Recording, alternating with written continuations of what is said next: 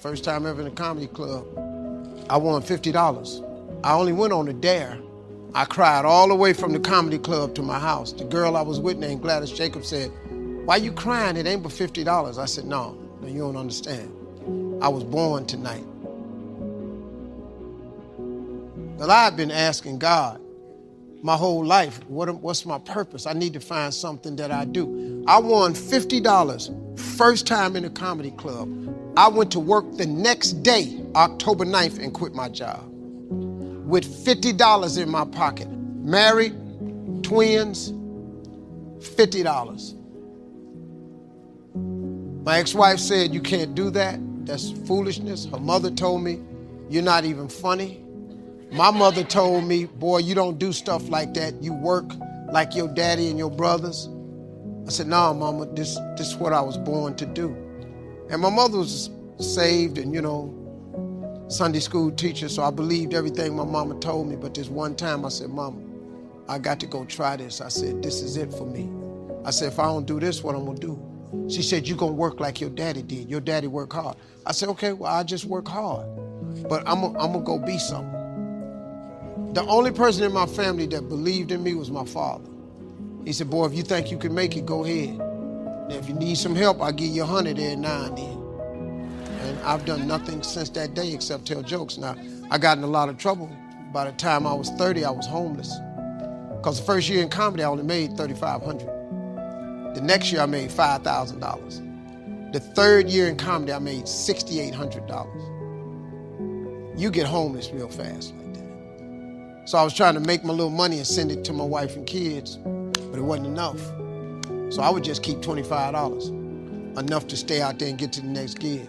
And it didn't work for me for 3 years. I lived in my car. You have to take chances in life. If you want your life to be something special, you eventually have to take a chance. You can't do normal things and expect extraordinary results. It doesn't work that way. You have to take an exceptional chance one time. And it's gonna cost you something that you care deeply about. Bishop Jakes told me one time, he said, in order to get to the next level in life, you can see where you wanna go, but it's a glass ceiling. The reason you can see it is because it's a glass ceiling. In order to break through a glass ceiling, you're gonna have to shatter the glass. Anytime you shatter the glass, it's gonna be blood shed. And the blood that you shed is gonna be something that you care deeply about. So if you are not willing to shed something you care deeply about, you cannot go to the next level. Most people let their family keep them from going to the next level. Some people, your friends. Some people, it's your job, your position keeps you from going to the next level. But if you go to work every day and you ain't happy, if you don't wake up overjoyed to go to work, that ain't no life, man. You got the wrong job. And you know why you got the wrong job? Because you ain't living in your gift. You only find peace and happiness when you live in your gift, the thing God created you to be. If you don't ever do what God created you to be, man, you'll never be content. You'll be miserable. All the time I was miserable. For 27 years, misery. I couldn't figure it out until I won that money. I won $50. Just 50. But changed my whole life. I made a lot more since that 50. But guess what? I still tell jokes. That's all these is jokes. If I don't be nothing else, I'm gonna be funny. That's the deal, ain't it? If you hire me, you're gonna get these jokes. Because that's my gift. What you want me to do? They hired me to speak at this insurance company one time. All these big wigs sitting there. So I started telling jokes. The audience was dying laughing. This guy came up to me and said, I hired you as a motivational speaker. I said, that's what I do. Well, what's the laughing for? I said, because it holds people's attention. I said, go ask everybody what they got out of my message today. It ain't gonna be the jokes. It's gonna be something I told you. But you got people that they don't want to hear that, but that's my gift. And if you live in your gift, you'll find your completeness. Until you live in your gift, you cannot be complete. When God created you, he gave you all a gift. All of you in here are gifted. You are gifted people. What is your gift? Your gift is the thing that you do the absolute best with the least amount of effort. Once you identify that, your life changes. God takes you to new heights. You find peace, you find joy. You wake up in the morning, you can't wait to go to work. If you waking up in the morning and you hate going to work, it's because you ain't living in your gift. I don't even have an alarm. I wake up every day ready to go to work, because guess what? I'm going to go tell these jokes. They're going to give me this check. Look what I'm doing. Look. That is available to you, though. That God that created you has that same thing available to you. Every last one of you. I bet he do. I dare you to try it. I dare you. What I'd like for you to do right now, I want you to think about your dream. Think about your dream right now. I want you to think about it. Now, ladies and gentlemen, let me share something with you. I do not believe that any of us have dreams that were not given to us for the purpose of accomplishing those particular dreams. I started out, as was indicated, very humble beginnings. I don't know what that dream is that you have. I don't care how far-fetched it might appear to be. I don't care how disappointing it might have been as you've been working toward that dream. That dream that you're holding in your mind, that it's possible. See, sometimes we can't say, I can do that. But what we can say, that I can have my dream. As we work on it day in and day out, no one, ladies and gentlemen, could have convinced me when I started out working on my dream. And I want you to think about whatever your dream is. I was willing to take a chance, and most people won't do that. Most of the people that you talk to, these are not risk takers. Most people have done all that they're ever going to do. They raise a family, they earn a living, and then they die. But people who are running toward their dreams, life has a special kind of meaning. That in the process of working on your dreams, you are going to incur a lot of disappointment, a lot of failure, a lot of pain, a lot of defeats. But in the process of doing that, you will discover some things about yourself that you don't know right now. That you have greatness within you. That you're more powerful than you can ever begin to imagine. That you're greater than your circumstances. That you don't have to go through life being a victim. I was born in Miami, Florida, in an area in an abandoned building on a hard linoleum floor with my twin brother. We were adopted. When I was in 5th grade, I was identified as EMR, labeled educable, mentally retarded, and stayed in that category until I got out of high school.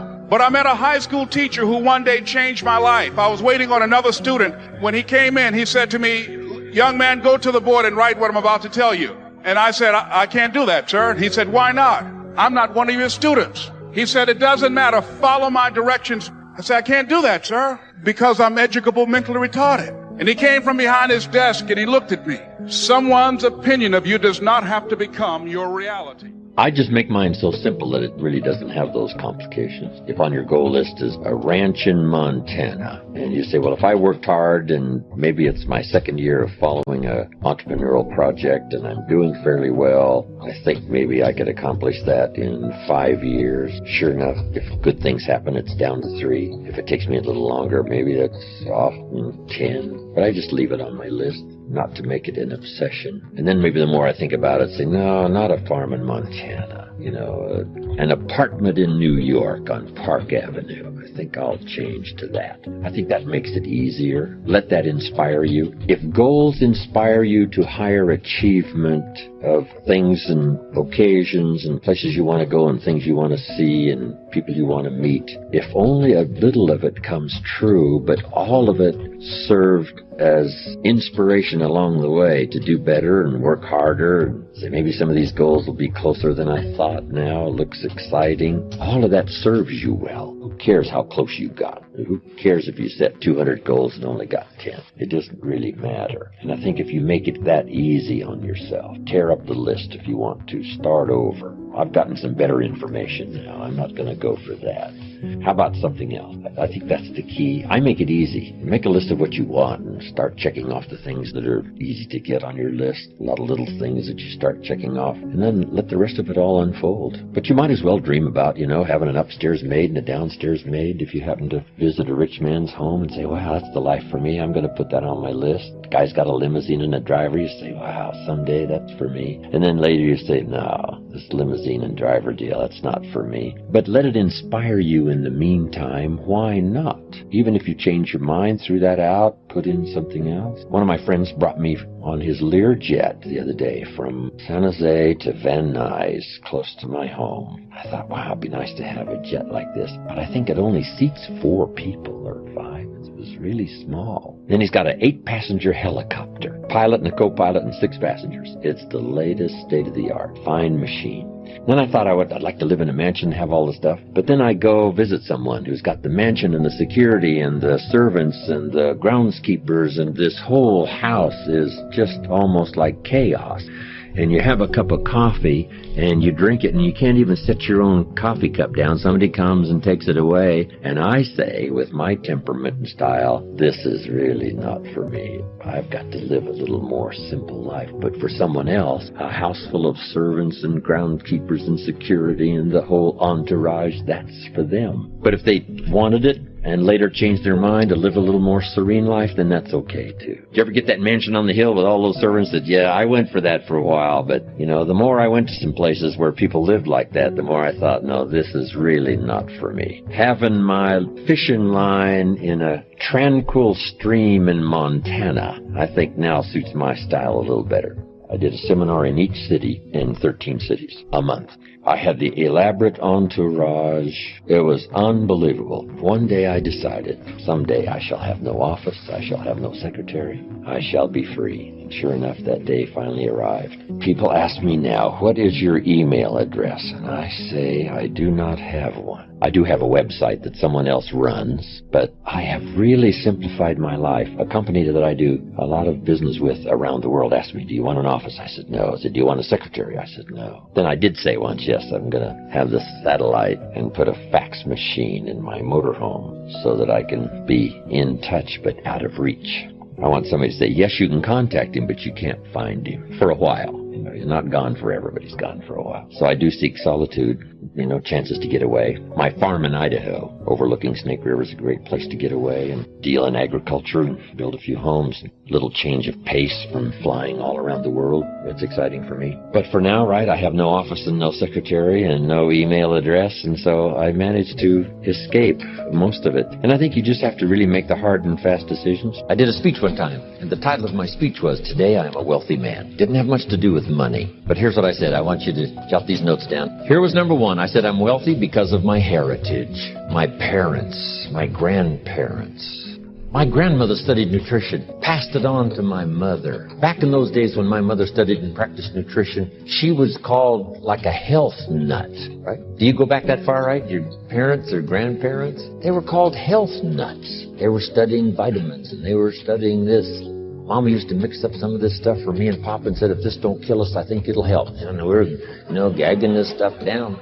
My mother, with the practice and study of better nutrition, extended her life at least, the doctor said, at least 20 years. Said if your mother hadn't have done that, she wouldn't have lived that extra 20 years. He said when your mother died, the walls of her heart were paper thin. He said how she lived this last 20 years is incomprehensible. And then I told him, Mama used to do all the juices, had the distiller to distill the water, all the stuff that was considered kind of kooky, right? Back in the 40s and the 50s and 60s. Herbs and twigs, something to smoke. But Mama did all that stuff. Extended her life over 20 years. My father lived to be 93, never had a major illness. I've never had one. Passed it on to my children, my grandchildren. Unbelievable. My heritage, what's that worth? It's worth a fortune. So you got to contemplate every once in a while your blessings, and part of your blessing is your heritage. Next is the heritage of your country. We that come from the free country. Engaging in enterprise to start with $1 and make a fortune, become a millionaire. What value is that heritage? It's unbelievable. We enjoy the benefit of courts we didn't start. We enjoy the benefit of laws we didn't create. We enjoy the benefit of learning institutions we didn't found. We enjoy the benefit of medicine we didn't discover. Wow. Heritage. Next, I said I'm a wealthy man because of my experiences. Experience makes you rich. Here's what you must treat your experiences as: commodity. You must treat your experiences as high value. You must treat your experiences as capital so that you can invest in the future what you've learned in the past. My experiences now have taken me around the world. A birthday celebration last year, right, in 16 cities. It was one of the most unbelievable experiences of my life. A group got together in Italy and gave me a helicopter tour of Sorrento, Naples, Vesuvius, the Isle of Capri, Pompeii from the air. Wow. Unbelievable experience. God is not going to let the opposition delay you from your destiny. He has already scheduled your destiny moments. It may feel like you're falling behind. The opposition is holding you back. Stay encouraged. At the right time, that adversity is going to hurry out of your way. Red seas can't keep you from your purpose. God knows how to part those waters. Legal situations, companies that seem bigger, stronger, they can't stop God's plan for your life. It may feel like you're stuck. You don't see anything improving. Don't worry. God knows how to do a quick work. It can happen suddenly.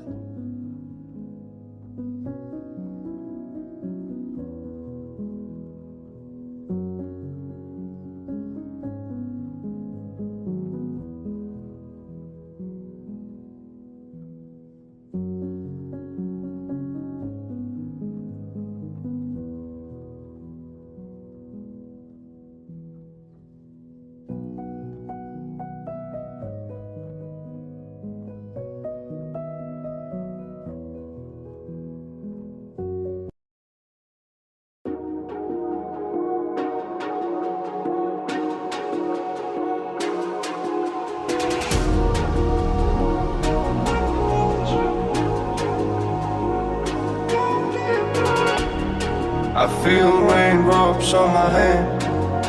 I feel calm when I stand there. Wanna be like all these people, but my mind's gone deeper. And I'm a faint out. I walk around and every time try to find. And I'm a faint out. See nobody by my side and I'm feeling fine.